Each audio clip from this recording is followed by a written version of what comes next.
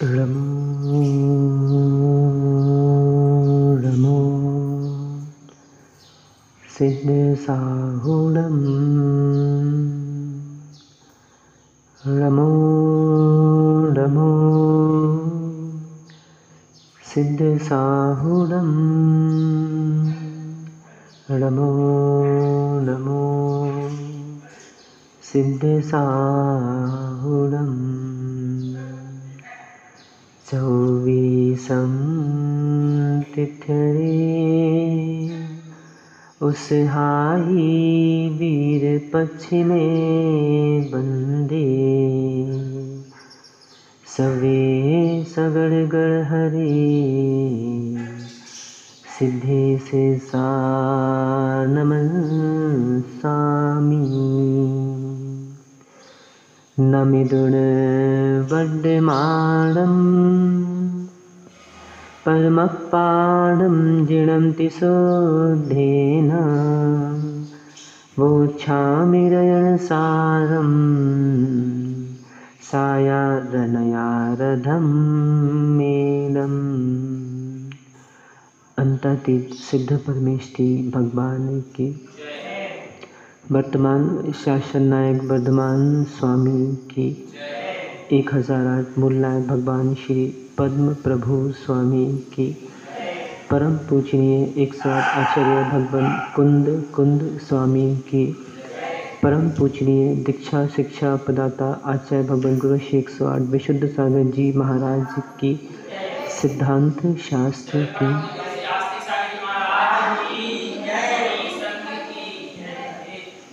बंधु हम सभी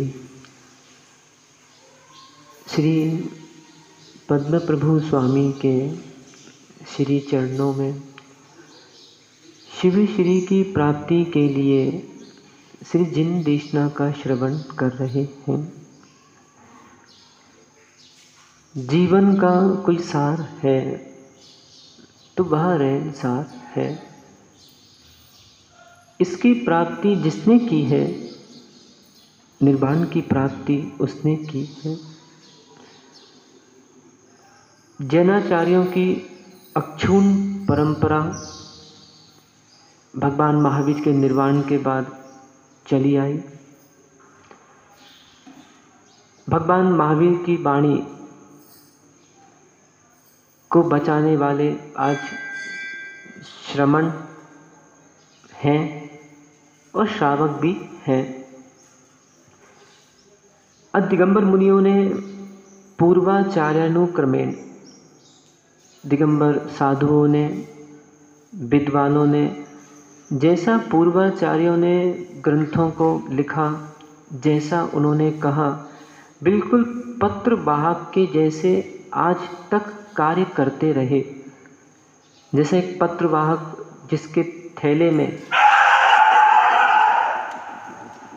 चिट्ठी डाल दो तो वो वैसी ही चिट्ठी दूसरे को मिलती है। बीच बीच में ऐसा नहीं है कि सभी प्रकार के लोग हुए, बीच में ऐसे भी लोग हुए, चाहे साधु हों चाहे श्रावक हों, जिन्होंने ग्रंथों को पलट दिए। आज देख रहे हैं ना, बहुत सारे लोगों ने राजमार्ग को छोड़ के अपवाक मार्ग का रास्ता पकड़ लिया, वस्त्रों में मोक्ष जाना की सिद्धि कर दी। तो ऐसे बहुत सिद्धांतों में विप्लव हुए हैं, सिद्धांतों का परिवर्तन किया गया है। पर आज हम उन आचार्यों के, उन साधुओं के परम उपकारी हैं जो यह पूरी देशना को जैसा वैसी की वैसी पूरी आगे तक ले जाना है। क्योंकि अभी कम से कम 18,000 साल बचे हैं और इन 18,000 साल को अभी समाप्त होने में बहुत समय है और रक्षा करना बहुत आवश्यक है। दिगंबर मुनि, दिगंबर आचार्य, विद्वान आदि तो पूरा कार्य कर रहे हैं। अपनी ओर से ग्रंथों का लेखन, अपनी ओर से ग्रंथों का प्रवचन, अपनी ओर से वाचन आदि आदि। परंतु यदि गृहस्थों ने शास्त्र वाचन बंद कर दिया तो फिर हो सकता है ये परंपरा नाश को प्राप्त हो जाए। पढ़ने वाले पढ़ रहे हैं, ऐसे नहीं। आज महिला समाज में भी मुझे लगता है, मैं थोड़ा हटाओ, अलग करो। आज महिला समाज में भी अपन जान रहे हैं कम से कम 100-200 लोग होंगे, जितने भी लोग हैं। पढ़ने वाले कितने होंगे? 10, 20, कुछ ही महिला वर्ग हैं, कुछ 2-4 पुरुष वर्ग में जो पढ़ते होंगे। जो अध्ययन नहीं कर रहा, जिसके पास एक समय भी एक पन्ना पढ़ने की फुर्सत नहीं है, उसका भी विषय कषायों में नियंत्रण नहीं हो सकता। अच्छा, पद्मनंदी स्वामी हुए, उन्होंने जो श्रावकों के लिए क्रम लिखा है, प्रातरुत्थाय कर्तव्यम देवता गुरु दर्शनम भक्त्या तद्वंदना कार्यम धर्म श्रुति रूपासकई। प्रातः उठो, क्या कर्तव्य है? देवता गुरु दर्शनम, पहले देव के दर्शन करो। यदि नगर में गुरु विराजमान हो तो उनके दर्शन करो। बहुत से श्रावक तो सीधा रात को मिलने आते, बहुत से श्रावक तो सीधा शाम को मंदिर आते हैं, गलत है। आचार्य मान ने ये नहीं कहा कि सायं उठते ही कर्तव्य, आचार्य मान ने क्या कहा है? प्रातः उठते ही कर्तव्य। तो जितनी माताएं वर्ग मेरी बात सुन रही हैं, जिनके बच्चे शाम को, बहुत से बच्चों की धारणा क्या होती है, शाम को मंदिर चले जाएंगे, दिन में एक बार मंदिर चले जाएंगे, गलत है। हाँ, शाम को भी, सुबह भी आओ और शाम को भी आओ। उनका तो बहुत अहोभाग्य मैं मानता हूँ कि जिनके घर मंदिर के आगे हैं, मंदिर के पीछे हैं और मंदिर से थोड़ी दूरी पर है, 1-8 किलोमीटर के अंतर से, इनका तो बहुत अहोभाग्य है। ये चाहे तो दिन में मंदिर 2 बार आ सकते हैं, पर क्या करें, गृहस्थ कार्य में इतनी रुचि रहती है, मन नहीं करता। तो उन बच्चों को समझाओ कि बेटा सुबह उठ के पहले मंदिर, क्रम क्या दे दिया? देवता के दर्शन करो। इसके बाद यदि गुरु विराजमान है तो आप गुरु के दर्शन कीजिए। शास्त्र है, शास्त्र के भी दर्शन करो। वैसे अपने यहाँ पे कोई शास्त्र की पीठिका नहीं है, होना चाहिए, क्योंकि यदि मंदिर में भगवान है और शास्त्र, भगवान की वाणी आपने नहीं पूजी तो आपने क्या किया? तो कम से कम यदि अपन सब यहाँ पे एक शास्त्र पीठिका बनाई जाए। अभी जैसे ब्रजपुर में जो तीर्थ निर्माण हुआ है अतिशय 6 चंद्रायतन, तो वहाँ पे एक योजना हमने रखी थी, सफलता भी मिली। वहाँ पे एक अलग से श्रुत वेदी बनाई गई है। उस श्रुत वेदी पर एक पुण्याजक बन गए थे, उन्होंने अपनी ओर से दान दे दिया था। कुछ नहीं करना, 1 दिन का काम है। कोई भी कोना चुन लिया, 1 दिन में ईंटें खड़ी करो, 3.5 फीट की दीवार खड़ी करो, चबूतरा खड़ा करो, अच्छे पुतवा दो और एक शास्त्र विराजमान कर दो, रहल रख लो। तो उसके ऊपर चबूतरा बनाया है, एक रहल बनाई है मार्बल की, उसके ऊपर ताम्र पत्र पे तत्वार सूत्र जी रचा के वहाँ पे रख दिया गया है। अब जो भी जिनाला आएगा सबसे पहले भगवान को पूजेगा और फिर भगवान की वाणी। तो देव, शास्त्र और गुरु। तो यहाँ भी महवा में भी देखें, सबकी रुचि हो तो जल्दी बनाओ, कोई बहुत बड़ा कार्य नहीं है। कोई भी ग्रंथ रख दिए, जैसे प्रभा षटखंडागम, अपने अलमारी में इतने बड़े बड़े ग्रंथ रखे हैं, कषाय पाहुर जी, समय सार जी, षटखंडागम जी, कोई भी अच्छे अछार में बांध के एक रहल में रख दो। तो इससे क्या होगा, हम दर्शन के बाद शास्त्र का भी दर्शन करेंगे, तो हमको कुछ ना कुछ तो ज्ञान वृद्धि होगी।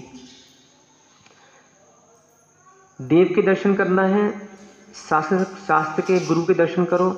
भक्ति, फिर भक्ति करना है, भक्ति तद वंदना, भक्ति से ग्रहण कर ले अपन अभिषेक, पूजा, वंदना, फिर से नमस्कार करें। भक्ति तद वंदना कारण धर्म श्रुति, जो मूल बातें में जो आना चाह रहा हूँ, बताना चाह रहा था, धर्म श्रुति, धर्म रूपी श्रुति का पान करें। अब जितने पुजारी पूजा कर रहे हैं, मान लो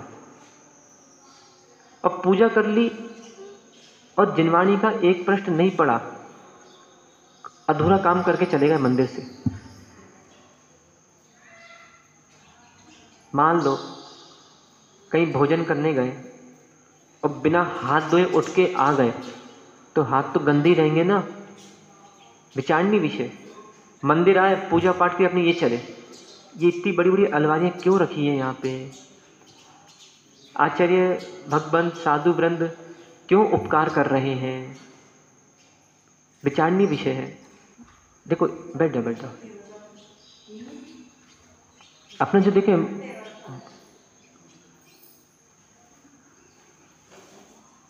यही तो है जीवन में उदासता ना आने पर। अपना जो विषय चल रहा है, मूल हेतु जो अपना चल रहा है कि विद्वानों ने और साधुगणों ने कैसे इस धर्म को बचाया। तो मैं ये बोलना चाह रहा हूँ कि मान लो भोजन किया और हाथ नहीं धोए और किसी के घर से चले गए, तो क्या रहेगा? अरे हमारे हाथ तो अभी गंदे के गंदे ही हैं। ऐसे ही जिनालय प्राणी आ गया और जिनालय आने के बाद उसने देव का दर्शन कर लिया, उसने गुरु का दर्शन कर लिया, उसने शास्त्र का दर्शन कर लिया, उसने भगवान का अभिषेक कर लिया, भगवान की पूजा कर ली, पर इसने भगवान की वाणी नहीं खोली। इसका काम अधूरा हो गया। तो अच्छा, पद्मनंदी स्वामी जो बताना चाह रहे हैं, ये क्रम शास्त्र पढ़ लिया। अब शास्त्र पढ़ने के बाद पहले तो शास्त्र सभा में बातें नहीं करो। देखो, शास्त्र पढ़ने के बाद यदि नगर में दिगंबर मुनिराज हैं, इनको आहार दो। तो कौन दे पाएगा आहार प्रतिदिन? जो मानी नहीं होगा। इसलिए मैंने एक दिन क्या कहा था, मानी दानी नहीं, ज्ञानी दानी बनो। जिसके अंदर मान होगा कि अरे इससे हमारी नहीं पटती, हम इनके घर नहीं जाएंगे। एक व्यक्ति के कारण साधु को छोड़ दिया, अहो आश्चर्य, विचारणीय विषय। अरे ये मैं क्रम नहीं कह रहा हूं, ये क्रम आज बहुत प्राचीनता से महावीर स्वामी के निर्वाण के बाद से ये सारी चीज़ें क्रम से चली आई। उसी का बोध कराने का यहाँ मैं प्रयास कर रहा हूँ, क्योंकि जो आचार्य कुनकुन स्वामी गाथा क्रमांक 82 और गाथा क्रमांक 83 में जो कहना चाह रहे हैं, उसी की थोड़ी सी भूमिका मैं बता रहा हूँ। तो श्रावकों ने क्या किया, ऐसे नियम बना लिए कुछ श्रावकों ने कि नहीं, हम तो जब हमारे घर ऊसरी आएगी, मतलब हफ्ते में किसी का ऊसरी आ गई 2 दिन, किसी की 3 दिन, किसी के महीने में आ गई, हम तो अपने घर में ही धोती पहनेंगे, बाकी हमें पड़ोसी के घर हम नहीं जाएंगे। अरे मेरे भाई हो, पड़ोसी को थोड़ा खिलाना है, वहाँ पे साधु को दान देना है। आपसे ये थोड़ा कोई कह रहा है कि तुम वहाँ पे घंटों घंटों खड़े रहो। अच्छा, कुछ कभी कभी समाजों में ऐसी धारणाएं बन जाती हैं कुछ लोगों की, तो ये धारणाएं अपने को बिल्कुल मस्तिष्क से निकाल देना है। ऐसे मानो चलो हमारी अंतराय है, एक बात के लिए हमने उपवास किया, हम किसी श्रावक के घर आहार के लिए गए। हर व्यक्ति की एक सी धारणा होती नहीं। जैसे अब हम कल आहार करने गए थे, कल जिसके अभी हम आहार करने गए थे, वहाँ पे क्या हुआ, अंत समय में कुछ श्रावक पानी चला रहे थे। बहुत दिमाग से सुनना ये सब बातें, बहुत, और मस्तिष्क से सुन के और बिल्कुल अपने मस्तिष्कों का परिवर्तन करने की बहुत बहुत आवश्यकता आज के समय में।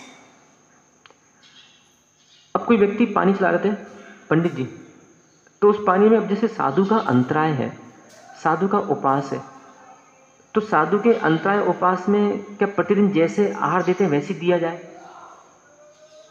परिवर्तन आपको करना पड़ेगा। अब माना प्रतिदिन आप इतनी भक्ति श्रद्धा से आहार दे रहे हैं, बिल्कुल शांति धारा जैसे चलती, अब वही चर्या, वही आहार देना आपका उपवास के बाद सम्यक नहीं होता। तो कल क्या हुआ कि एक भाई साहब, मतलब 2-3 लोग वहाँ पे जो भी थे, अब अंत में, अब सबको पता है जैसे परसों उपवास भी था, फिर अंतराय भी तुरंत हो गया, तो इससे क्या होता, थोड़ा सा शारीरिक वेदना तो देखो, हम पत्थर की मूर्ति तो है नहीं, साधु ही हैं, औदारिक शरीर है हमारा भी, कोई परम औदारिक शरीर को तो प्राप्त हो नहीं चुके। आप जैसा ये शरीर अंतर दिखता है, बस श्रावक कपड़े धारी हैं, साधु निर्वस्त्र रहते हैं।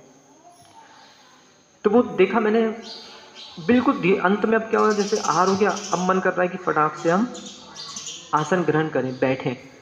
अब वो बिल्कुल धीरे धीरे दे रहे। अच्छा, थोड़ी अंजलि भर दी, तो हमने कहा भैया, फिर अंजलि भर दी, हमने कहा भैया। ऐसे 3 लोग को छोड़ा हमने, कल ही की बात है, 3 लोग को हमने छोड़ा।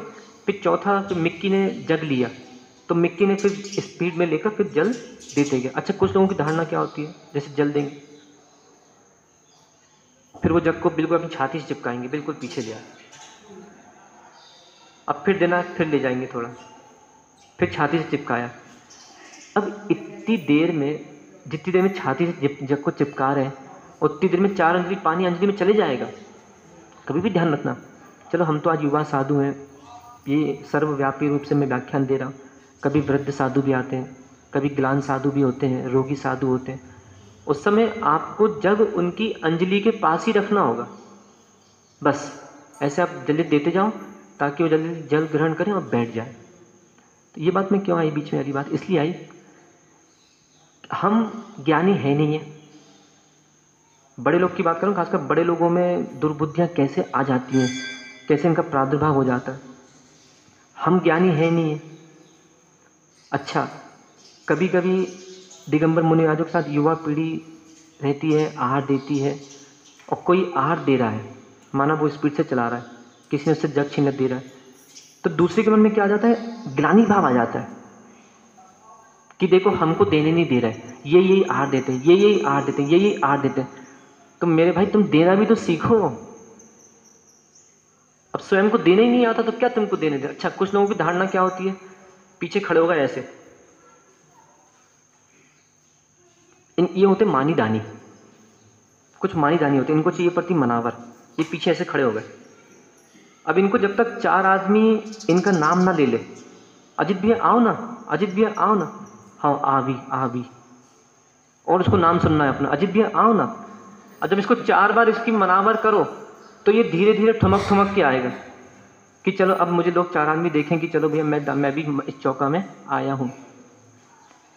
अब स्वयं तुम देने का मन नहीं है और अगला दान दे रहा है, और अपने मन में धारणा आ रही है कि बताओ हम तो आज चौका में गए, हमें देने ही नहीं मिलो इतने। अरे तुम्हारा मुंह है कि नहीं? भगवान ने मुंह दिया है कि नहीं? वाणी सौष्ठव होना चाहिए, आपके अंदर उत्तम आर्जव धर्म होना चाहिए, आपके अंदर उत्तम मार्दव धर्म होना चाहिए। आप बोल दो ना भैया हम भी 1 गिलास दे दें, हाथ जोड़ के आप बोलो ना, अगला आपको अगला विश्वास के साथ पक्के रूप से आपको कोई भी जग दे देगा, सामग्री दे देगा। अब आप खड़े पीछे और पता चला कि चौका में इतना शुभ वातावरण था, इतना आनंदमय था, पीछे खड़े होकर और अपनी मान की इच्छा की पूर्ति नहीं हो रही और अंदर ही अंदर कुड़क रहे हैं, अंदर ही अंदर कषाय रूप परिणाम कर रहे हैं, तो पता चला वो चौके में और तुम्हारे निमित्त से अशुद्धि फैल रही है। विचारणीय विषय। आगे आओ, प्रेम से बोल दो कि भैया हम भी 1 गिलास दे दें क्या? देना आना चाहिए। अब अंत में क्या होता है, कुछ महिलाएं होती हैं, कुछ पुरुष होते हैं, दौड़ के आ रहे हैं, हाँ यहाँ भी देना है, वहाँ भी देना है, चलो हम तो यहाँ तो चलो हमें शुक्ल सागर महाराज 2 साधु है तो इतनी आकुल व्याकुल परिणाम नहीं है। नहीं तो बहुत से संघों, बड़े बड़े संघों में क्या रहता है, नगरों में चौके लगते हैं तो आदमी दौड़ के, खासकर बूढ़ी दादियाँ इते जा रही उते जा रही, सब कर रही, नए हाथ धोना है, नए पैर धोना है, और हाथ भी धोया तो कहो महाराज के ऊपर छींटा मार दे, साड़ी वाड़ी से ना इनको पोंछना भी नहीं है, कुछ नहीं करना, उसी से छू लिया, सब कर लिया, और फिर बाद में देना भी नहीं आ रहा और कहीं देने नहीं मिला तो पूरे मोहल्ले में हल्ला मचा दिया कि आज हम उनके चौका में गए थे, हम उते आ देवे नहीं मिलो। तो मैं क्या चाह रहा हूँ कि इसको बोलते हैं बचकानी हरकतें। एक शब्द मैं बहुत अच्छा सा प्रयोग कर रहा हूँ, इसको बोलते हैं बचकानी हरकतें। अब हम बड़े हो चुके हैं, उम्र भी हमारी बिल्कुल 50 के ऊपर हो रही है, 60 के ऊपर हो रही है, 40 के ऊपर हो रही है। तो ये जो बचकानी हरकतें, ये जो देखिए एक मुहावरा पढ़ा हुआ आपने, छोटी सोच और पैर की मोच व्यक्ति को आगे नहीं बढ़ने देती। सोच विशाल रखो। कुछ ऐसे महात्मा जी होते हैं कि कहो साधु पे लांछन मार दें, ऐसे भी नगरों में श्रावक देखे गए, पाए गए, हम तो स्वयं भोगी है ना, हम भी जानते हैं सब चीज़ें। कोई ऐसे श्रावक हमें कुछ ऐसे साधु पे लांछन मार दे कि बताओ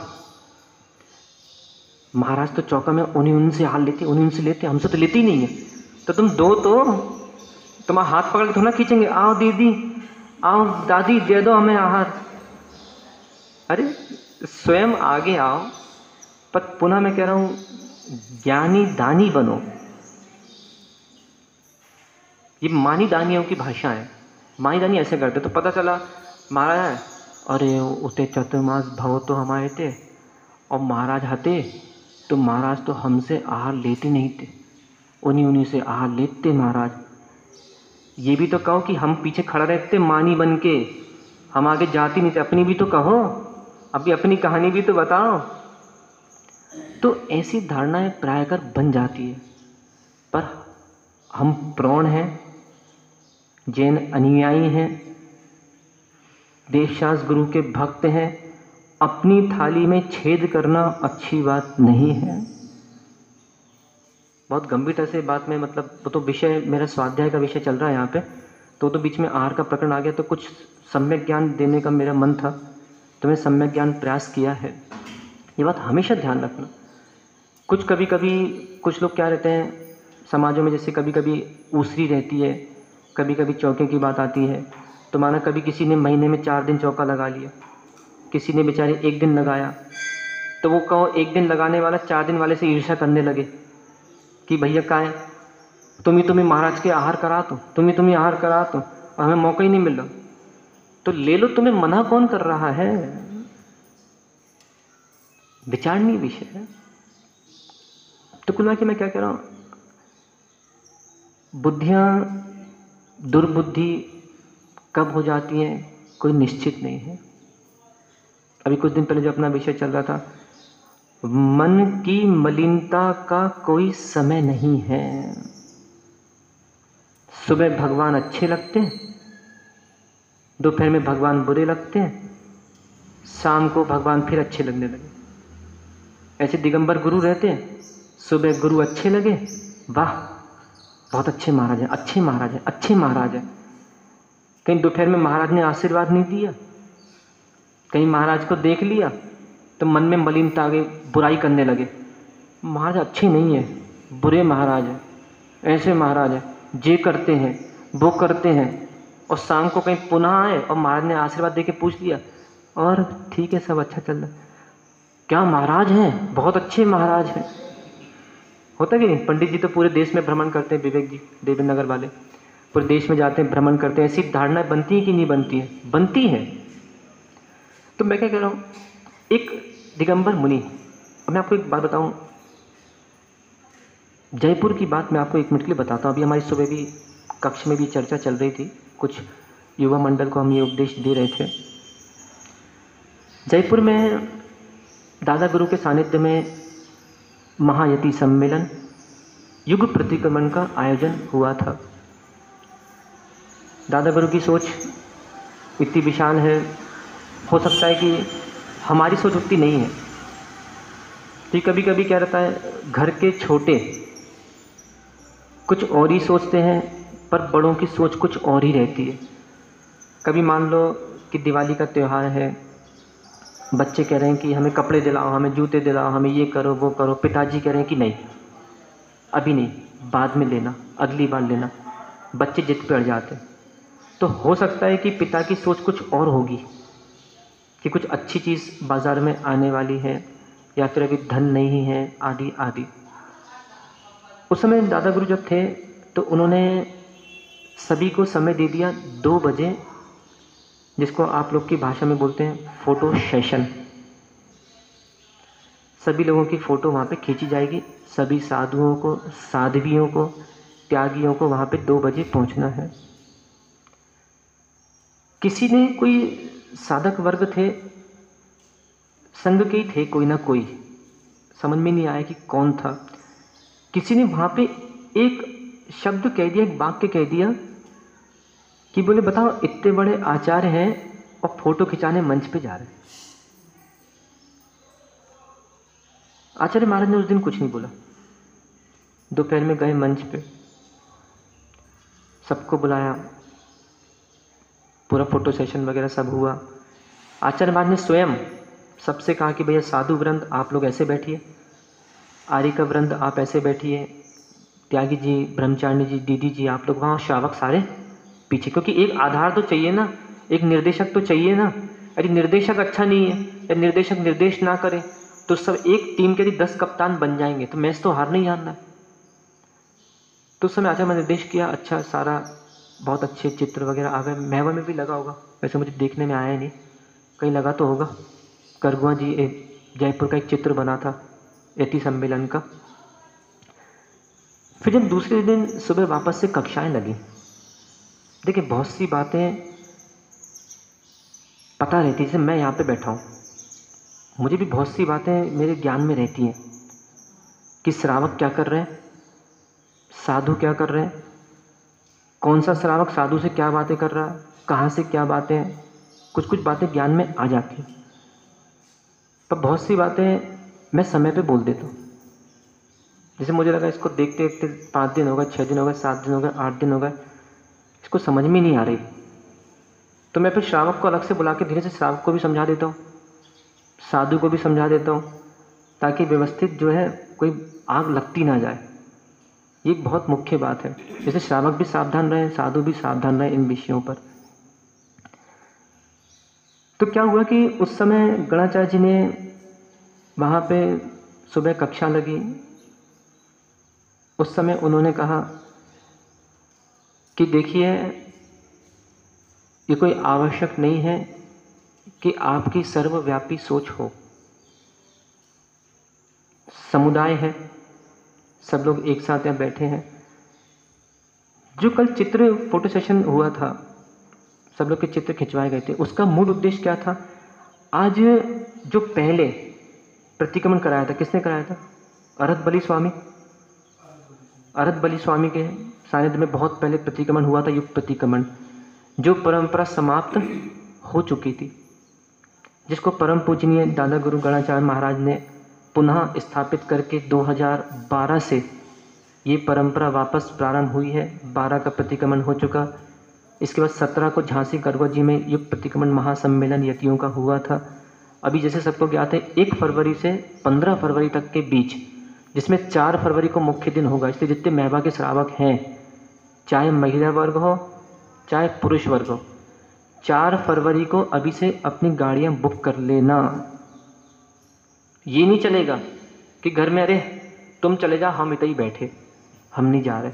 और शादी होती है तो दोनों साथ में भोगने जाते हो, दंपत्ति एक साथ, और कहीं योग की चर्चा होती है तो तुम चले जाओ, हम घरे बैठे, घर में कोई नहीं आ।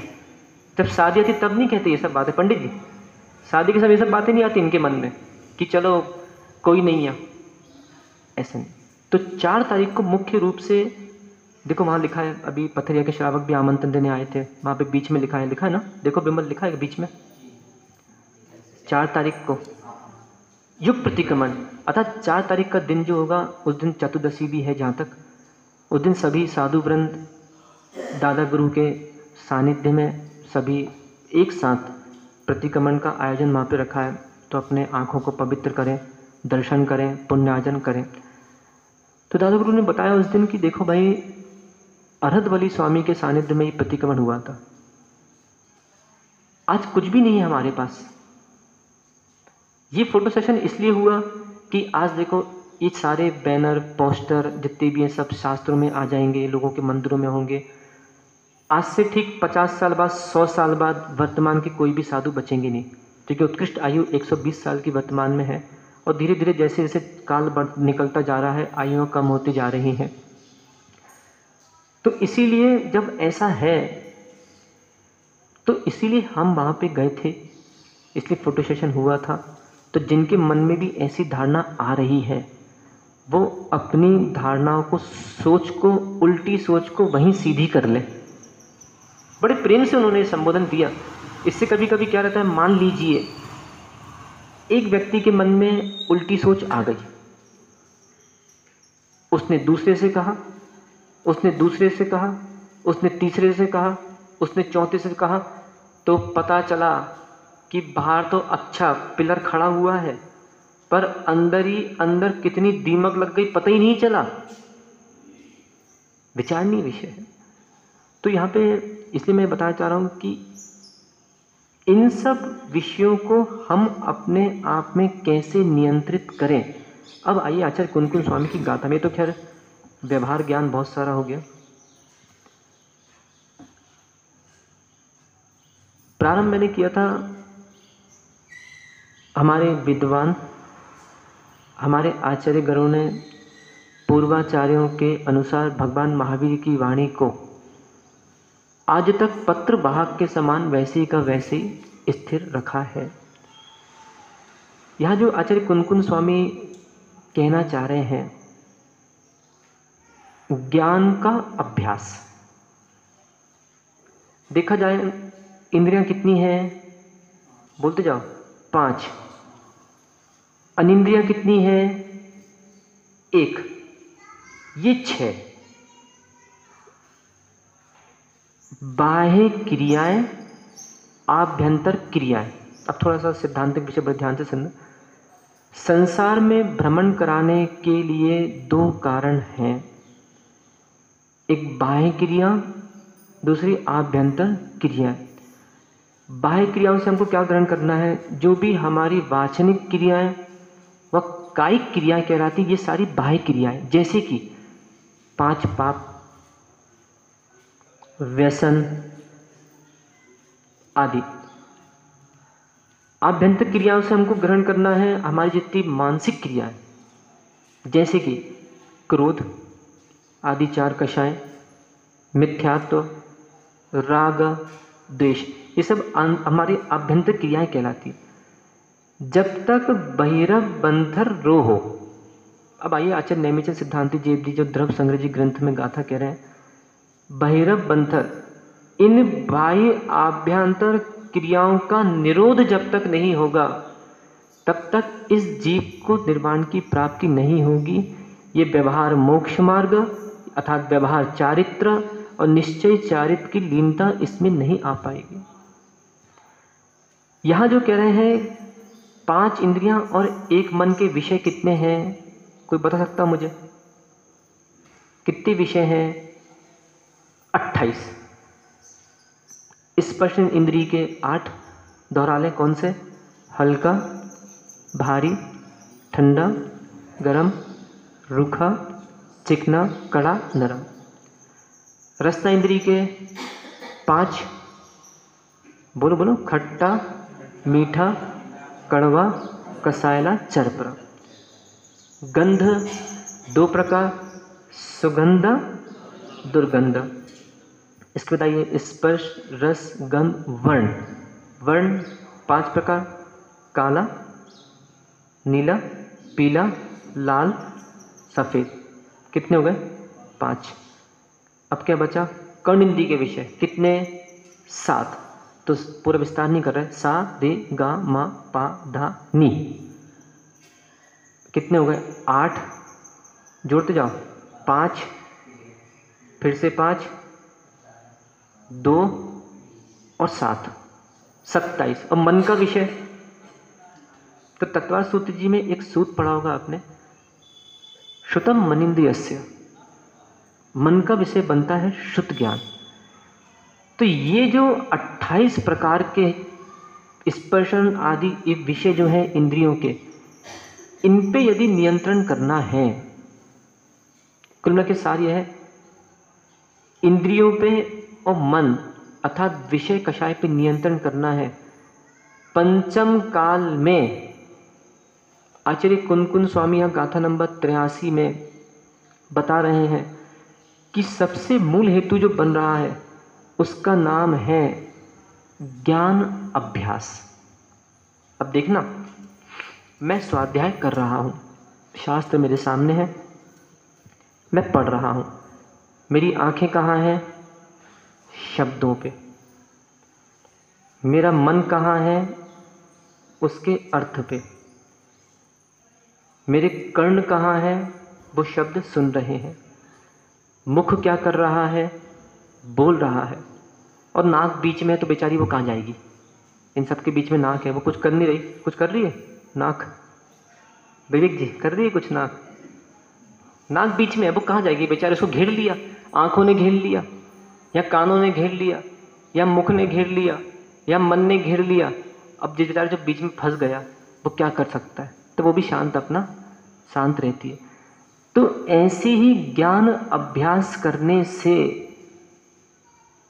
पांचों इंद्रियों के अनिंद्रिय 28 विषय नियंत्रित रहते हैं।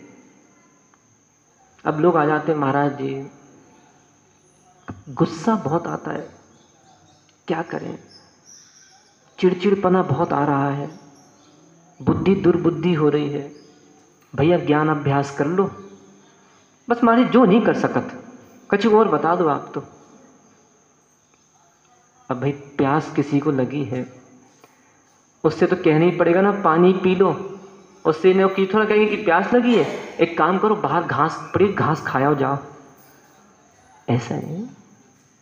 यहाँ जो आचार्य कुनकुन स्वामी समझाने का बहुत बहुत प्रयास कर रहे हैं, एक शब्द यहाँ पे कह रहे हैं, अभी मैं गाथा पढ़ता हूँ, प्रवचन सार। प्रवचन सार। एक हमारे पास जैन आगम में हमारे पास शब्द है प्रवचन, प्रकृष्ट वचन। अब यहाँ पे क्या चल रहा है, ये प्रवचन चल रहा है। नेताओं के प्रवचन सुने कभी बाबू भैया? नेताओं के कभी प्रवचन सुने अबीर चंद जी? तो क्या सुना है? नेताओं के प्रवचन होते हैं क्या? नेताओं के भाषण होते हैं, नेताओं के कभी प्रवचन नहीं होते, नेताओं के भाषण होते हैं। हाँ, विद्वान के प्रवचन होते हैं, गुरु महाराज के प्रवचन होते हैं, त्यागी वृंदों के प्रवचन होते हैं। क्यों? प्रकृष्ट वचन, अर्थात प्रकृष्ट वचन से ग्रहण करना है जहाँ पे विषय कषाय ना हो, जहाँ पे आरंभ परिग्रह की आसक्ति ना हो, जहाँ पे क्रोध आदि कषायों का अभाव हो। इनसे सहित पूर्वाचार्यानुक्रमेण जिन वचन के साथ बिल्कुल हूबहू वैसे ही यथातथम जो व्याख्यान है, इसका नाम प्रवचन है। अब आज देखते हैं हम टीवियों पे, मैं खासकर युवा पीढ़ी से कहना चाह रहा हूँ, आज हमारी युवा पीढ़ी टीवी चैनल्स खोलती है। आज देख रहे हैं मोबाइल्स पे भी बहुत सारे व्हाट्सएप ग्रुप, फेसबुक, इंस्टाग्राम आदि आदि बहुत सी हमारी युवा पीढ़ी खोल के देखती है। वक्ता आज के समय में बहुत हैं, बकने वाले भी आज के समय में बहुत हैं। मान लीजिए कोई मोबाइल पे अपना वक्तव्य दे रहा है, प्रवचन नहीं कह रहा हूँ, वक्तव्य, और युवा पीढ़ी ने कहीं हमारा सुन लिया। कहीं के देखते हैं कुछ सफ़ेद साड़ियाँ पहन के कुछ महिलाएं भी अंग्रेजी में भाषण झाड़ती हैं टीवियों पे। लड़कियों ने देखा या लड़कों ने देखा, उनकी वह मधुर वाणी उनको मनमोहित हो गई, और फिर धीरे धीरे क्या किया, उनके चेहरे पे पहले आसक्ति रही, वो आकर्षित करा, फिर उनकी वाणी आकर्षित करी, पता चला हम उसमें इतने लीन हो गए कि उन्होंने वास्तविक मार्ग से हमारा जो चिंतन चल रहा था उससे हम पृथक हो गए। आज बहुत सारे ऐसी युवा पीढ़ी, मैं आपको क्या बताऊं, तो स्वयं आंखों से देखा है ना। जब आचार्य महाराज स्वयं, जब आज तो बहुत विशाल संघ हो गया, पहले जब पृथक संघ था, 1-2 साधु साथ में थे उनके उस समय, तो जो युवा पीढ़ी आचार्य महाराज के बिल्कुल चरणों में बैठा करती थी, बिल्कुल विद्यालय जैसे है ना, छोटा बच्चा विद्यालय से सीधा हमारे पास ऐसे जो बैठा करती थी, आज वे ही लड़के हाथ जोड़ना नहीं चाहते। मैं कह रहा हूँ ना, मन की मलिनता का कोई समय नहीं है। श्रद्धा अश्रद्धा में कब परिवर्तित हो जाए कोई समय नहीं है। तो ऐसे युवा क्या किए इन्होंने, अन्य किताबों से, अन्य वक्ताओं से, उनकी मिथ्या धारणाओं से इतने प्रभावित हुए कि जैन आगम से अपने आप को दूर कर लिया। मैं ज़्यादा दूर की बात नहीं कर रहा हूँ, जिला पन्ना में ही आज ऐसी युवा पीढ़ी है जिनके घरों से 100, 200, 400 मीटर पे जिनालय है, वे मंदिर के सामने से निकल जाते हैं, हाथ तक नहीं जोड़ते। स्वयं हम अपनी आंखों से देख रहे हैं बातों। क्या कारण रहा? इनकी धारणाएं दूसरे जीवों ने बदल दी। इसलिए जितनी माताएं वर्ग यहाँ बैठे हैं या पुरुष वर्ग जो भी हैं, जिनके बच्चे बाहर पढ़ रहे हैं या जिनके बच्चों को बाहर पढ़ने जाना है, उनके लिए स्पष्ट ये बात कह के ही भेजना और यदि वो बाहर हैं तो आज फ़ोन करके उनसे चर्चा करना, उनसे पूछना। देखो बेटा, बहुत सारे लोग अपने अपने भाषण टीवियों पे, मोबाइलों पे देते हैं, उनको मत सुनना। आप देख रहे हो ना, मंचों पे आ रहे हैं, प्रवचन देने आ रहे हैं, तो बढ़िया पहले ब्यूटी पार्लर जाते, श्रृंगार विंगार करके, और फिर मंचों पे बैठ रहे। जहाँ पे स्वयं विकार है, वो निर्विकार का प्रवचन कहाँ दे पाएगा? विचारणीय विषय है। जैसे दिगंबर साधु कभी भी, अभी हमारे कमरे में जाके देखा ना, तो वहाँ पे कोई कंघी वंगी रखी है, ना हम पाउडर वाउडर लगा के आते हैं, सुबह हम नहा के भी नहीं आते साबुन से, जैसे हुए वैसे यहाँ पे आके हमने देशना दे दी। तो कुल ना कि यहाँ क्या करें आचार्य महाराज, प्रवचन सार, प्रकृष्ट वचन जो है वही सार है। अब से हमारे जैन आगम का एक महान ग्रंथ है आचार्य कुंद स्वामी जी का, जिसका नाम क्या है, नियम सार। उसमें आचार्य कुंद स्वामी ने स्वयं गाथाओं में आगे कर दिया, लिख दिया, सार शब्द मेरे कहने का मतलब यह है कि नियम ही सार है। जैसे अब हम प्रवचन प्रारंभ करते हैं तो एक पंक्ति बोली जाती है, किसी को याद आ रही है क्या? जीवन का कोई सार है तो वह रहन सार है। देखो पहले मैं ये पंक्ति बोल देता प्रतिदिन प्रवचन में, इसके बाद फिर मैं देखना चालू करता। ये क्यों बोल देता कि कहीं तुम दुनिया की आसार वस्तुओं को लेकर यदि यहाँ सभा में बैठोगे तो आनंद आने वाला नहीं है। इसे क्या कहते हैं, रैण सार। रैण से ग्रहण करना है हमको, ये प्राकृत का शब्द है रैण।